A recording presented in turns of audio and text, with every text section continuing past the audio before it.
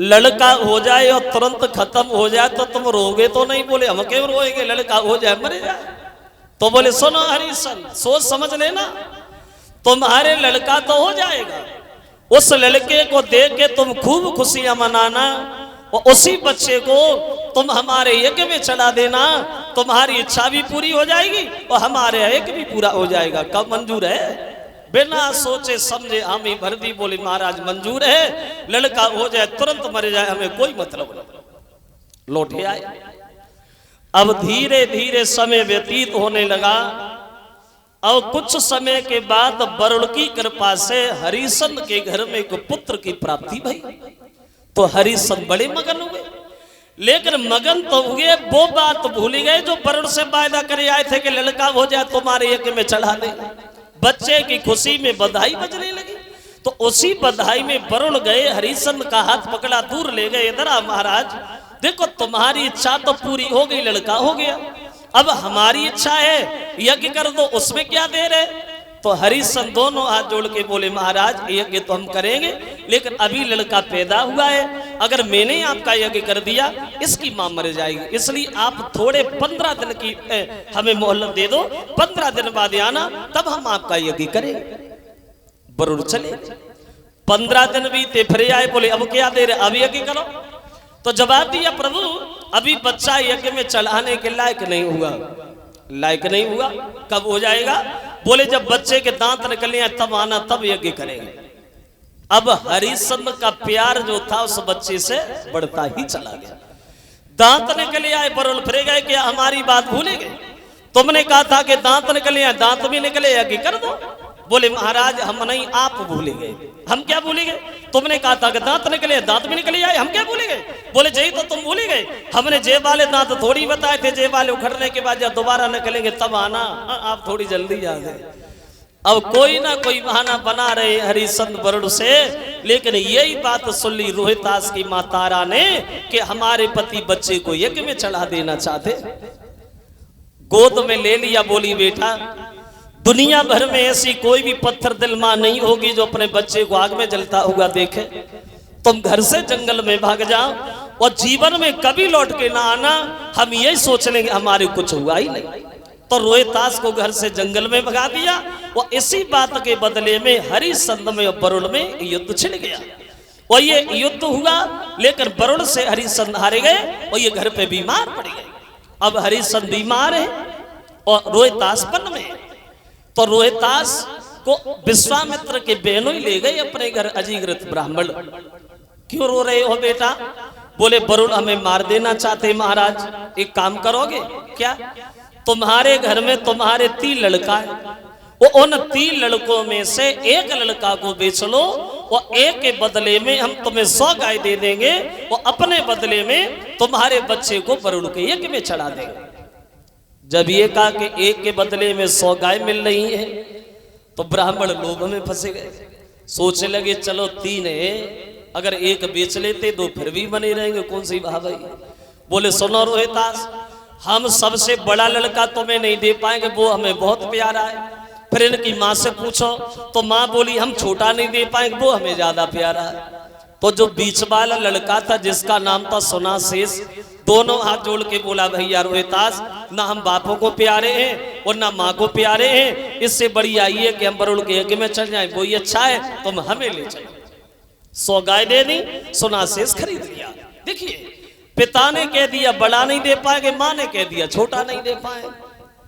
वैसे तो माता पिता के लिए संतान बराबर होती है, चाहे 1 हो चाहे 10 हो, लेकिन एक बात जरूर ध्यान रखना, ये प्रकृति का कुछ ऐसा नियम होता है, या तो माता पिता का प्यार सबसे बड़े लड़का से हो या सबसे छोटे लड़का से हो। और बीचवा है लगे रहते हैं गिनती में होंगे नहीं के, कोई नहीं मानता। अब रास्ता में विश्वामित्र मिले, बोले कहां जा रहे हो?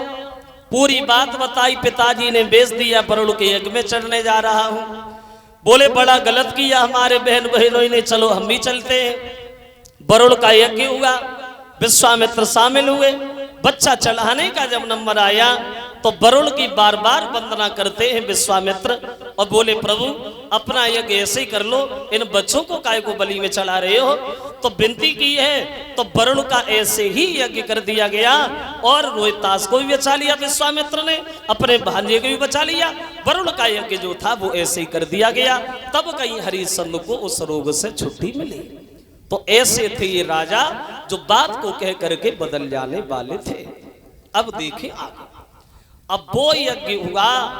अब तो हरिश्चंद्र का ऐसा नियम बदल गया, कोई भी दिन नहीं जाता जिस दिन अपने घर पर यज्ञ हवन न करते हो।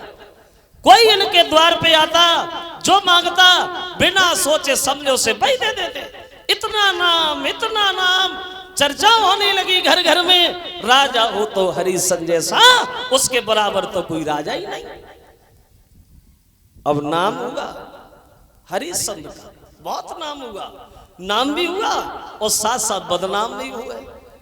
और एक बात ये भी ध्यान रखना, आदमी समाज में अपना नाम रोशन करने के लिए बहुत मुसीबत उठाता है, बहुत तकलीफ उठाता है आदमी नाम रोशन करने को। और जब नाम रोशन हो जाए, नाम हो जाए, तो लोग उसके पीछे पड़ जाते, उसे बदनाम करने लगते। क्यों? जो है नाम वाला वही तो बदनाम है। पर हमारे अंगने में तुम्हारा क्या काम? जिसका नाम ही नहीं तो वो बदनाम काएगा, जिसकी इज्जत नहीं उसकी बेइज्जती काएगी। अब नाम हुआ, बदनाम हुए। एक दिन देवता में चर्चा होने लगी, भैया हरिश्चंद्र का था बहुत बड़ा नाम हो रहा है, अगर ऐसे ही चलता रहा तो कि इंद्र का अधिकारी न बन जाए। वशिष्ठ बोले आकर को चेला के न कहा हमारा, तो हमें घमंड है, हरिश्चंद्र मर सकता है लेकिन धर्म को पीठ नहीं दिखा सकता। विश्वामित्र वहीं बैठे थे, विश्वामित्र चले गए। उन्हें जब बात अच्छी नहीं लगी वो खड़े हो गए, वशिष्ठ बुद्धि खराब हो गई है तुम्हारी, किसकी पढ़ाई कर रहे हो? वरुण का यज्ञ नहीं कर पाए उसकी, 100 गाय का लालच दिया, हमारे भांजे को खरीद लिया उसकी, अरे उसे दानी बता रहे हो? दान आन कुछ नहीं जानता, नाम हुआ है, नाम करना अलग बात है, दानी बनना बहुत बड़ी बात है। तुम कैसे कह रहे हो उसको दानी है? बोले मानो वशिष्ठ कहते हैं विश्वामित्र जी दानी है का होगा तुम्हारी नजर में, हमारी नजर में दानी आनी नहीं है। और बोले कि सत होता है व्रत होता है और पर सीमा सबकी रहती है।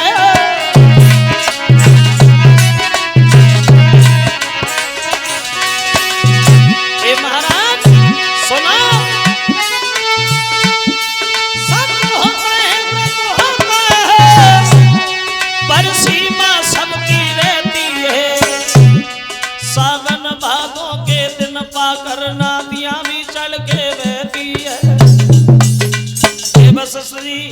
सावन भादों के दिनों में नदियों में फान आता है तो नदियां समुद्र थोड़ी बन जाती है। अरे नदी नदी रहेगी, समुद्र समुद्र ही रहेगा। दूसरी बात यह है, सोना क्या खूब चमकता है जब तक बैठे माँ आँच नहीं। मुन बरिए के बन धोखा है कि हरिश्चंद्र की जांच नहीं।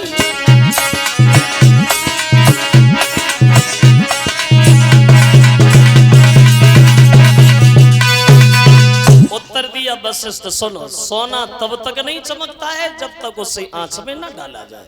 अभी तक जांच नहीं भई, बिना मतलब की बातें हैं, आपकी इच्छा हो तो जांच कर लूं। बोले हाँ हाँ चले जाओ।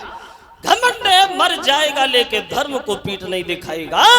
विश्वामित्र बोले वशिष्ठ सुनो, अगर एक झटका में मैंने हरिश्चंद्र को धर्म से न डिगा दिया तो मैं भी गाधे का पुत्र नहीं का। चले जाओ जाओ।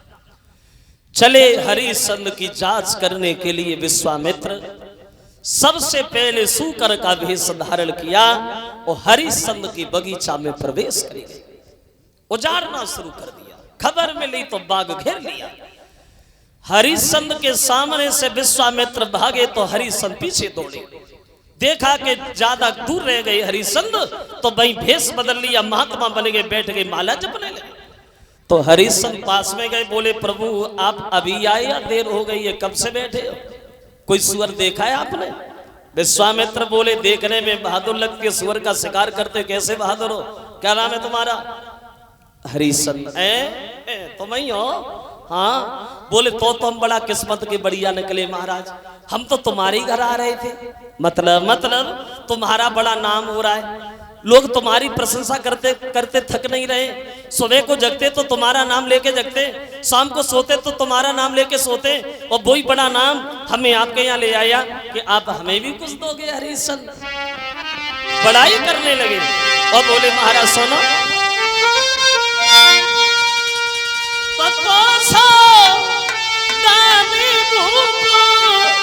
और धर्म को रूप और नाय कोई, तेरी सौ को सनौलति भूप खसबोई।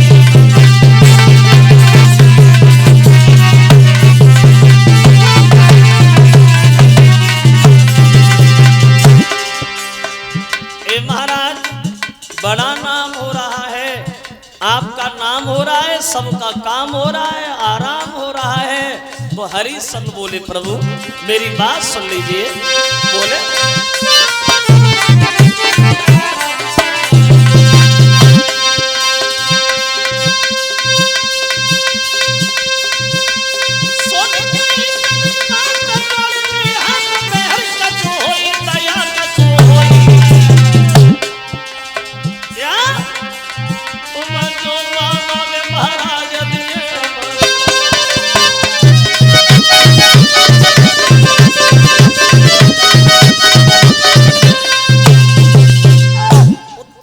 हरिश्चंद्र ने, प्रभु आप हमारी जितनी प्रशंसा कर रहे हैं हम उसके लायक तो नहीं है।